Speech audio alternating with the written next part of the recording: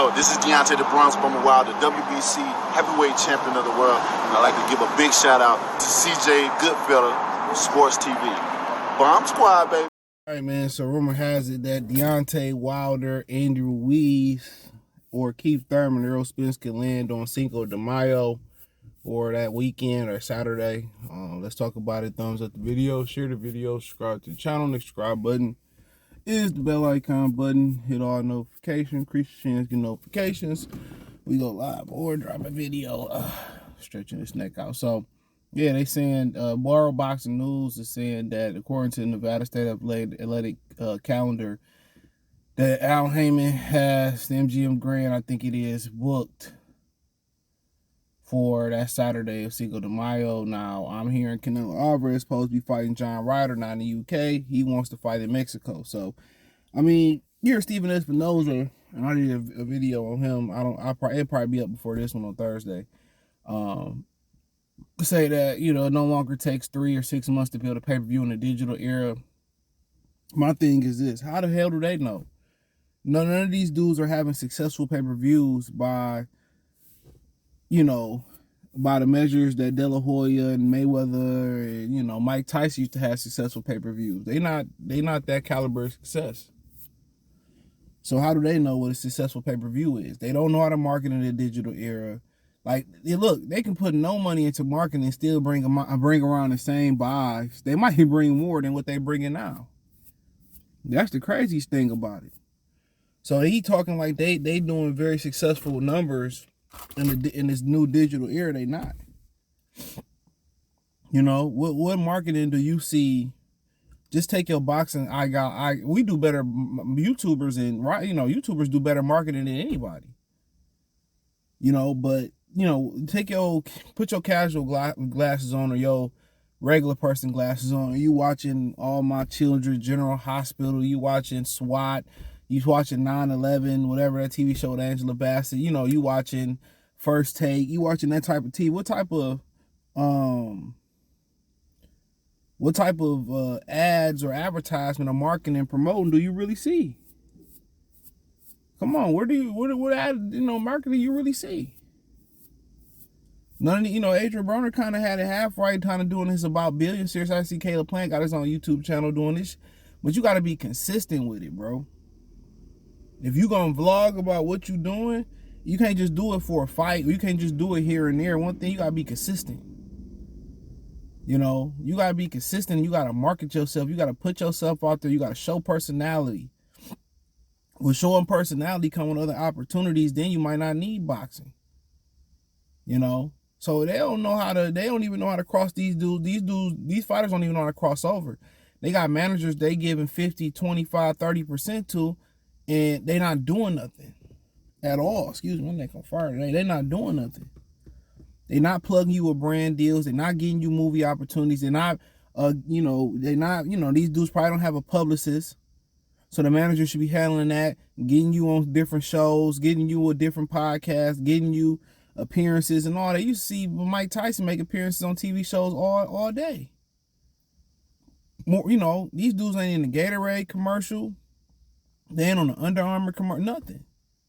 All that ties into, you know, marketing and promoting not only the brand of the fighter, but the brand of the network and where you can find them fight at. That can't bring nothing but dividends to the zone, to Showtime, to whoever, you know, producing fights. That can't do nothing but produce dividends. You know? So, it is what it is. But continue to look at it. I mean, I don't know what it means. If Canelo fighting in Mexico and John Ryder, you know, I mean, I guess they not expecting it to be on pay-per-view. Because Showtime is not going to exclusively do a pay-per-view through the Showtime app. They not built like that. They use pay-per-view.com. They use the satellite and cable companies. So apparently they not expecting Canelo to fight John Ryder on the pay-per-view networks. So they expect even if John Ryder gonna be through the subscription on the zone, through the pay-per-view, exclusively through the zone. But then again, Stephen Espinoza explained what it means to book a venue. It really can mean a whole bunch of nothing. Are we holding this venue? But then again, he said it's 10 or 20 other people that want the venue. And if you can't come to a deal in a timely manner, the MGM Grand is gonna give that venue to the next, highest bidder or the next performer or whatever the situation may be. So that Chicken Talk interview was very interesting. That's what he said. He gonna give that interview. He gonna give it to the next biggest thing. So they're not gonna hold it forever because they got to make money especially on boxing, which is a niche sport. So I mean, that is what it is. So, but apparently they holding that venue right now, MGM, for Wilder, Ruiz, or Keith Thurman or Spence. Like I said, I only can tell you what I heard outside of this article. And it's been a minute. I don't even ask about rumors no more. It's no point. It's a whole bunch of rumors about nobody doing nothing. So I'm gonna find out just like y'all find out. Let somebody tell me. Like I told y'all, it was somebody told me with a good source. I mean, a really good source, that Haney was going back over to Eddie Hearn at this Lomachenko fight. Then what? A couple of days later, a week later, or Tuesday, you see the picture of him and Eddie Hearn sitting together in Vegas. I already know what tip they on. I already know what tip Bob on. Bob probably ready. If he beat Lomachenko, Bob willing to offer Devin Haney as much money than he can dream of. And it's going to come down to Devin Haney. It's going to come down to this. It's going to come down to you let, bygones be bygones and take the money and go to the better platform for you and your brand, or you going to run back to Eddie Hearn with his own willing to put the money up for Cambosa, who didn't believe in you. Run back to Eddie Hearn and continue, working with Eddie Hearn. And get Eddie Hearn and leverage with all the belts. I already told y'all what Bob going to do. Bob going to offer him a shit ton of money. Or he going to hold a personal gripe against Bob for doing what he did with Cambosa. I ain't mad at it, But when you get into that business field, your personal feelings don't matter. It's business. Look at Eddie Hearn slander Canelo name. Canelo seen that it was business. Fuck the slander. It's business. It's money. And that's what like I tell y'all, some people just don't have a mindset to be to make $1 billion or start a generational wealth. It's a greedy, selfish mindset. It's a reason why they push Christianity and they push these laws on people. It ain't just to protect the politics or the politicians and to protect the wealthy.